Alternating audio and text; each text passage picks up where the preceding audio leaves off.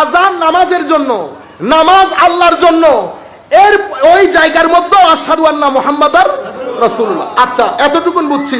নামাজ কার? আপনি বলছেন আল্লাহর।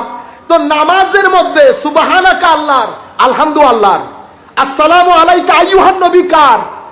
তো ইয়া রাসূলুল্লাহ, আপনি আল্লাহকে জিজ্ঞেস করেন। এখন আপনি যে এই পরিমাণ তাওহীদ বুঝে ফেলেছেন, নামাজের মধ্যে আসসালামু আলাইকা আইয়ুহান নবী আসলো, এতটুকুন আসলে তো যথেষ্ট ছিল।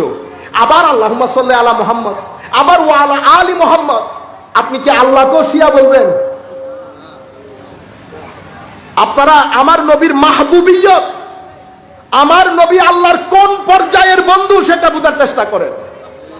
নামাজ আল্লাহ, সেই নামাজের মধ্যে আমার নবীর উপর দরুদ পড়তে বলা হচ্ছে, নবীর উপর দরুদ পড়তে বলা হয়েছে। নামাজের মধ্যেও আমার আল্লাহ আমার নবীকে ছাড়েন নাই। শুধু নবীকে না, আমার আল্লাহ হেদায়েতের যারা ব্র্যান্ড অ্যাম্বাসেডর, নবী, আলে বাইত, সাহাবী এবং ওয়ালি, আল্লাহ সবাইকে সালাম দিয়েছেন নামাজের ভিতরে।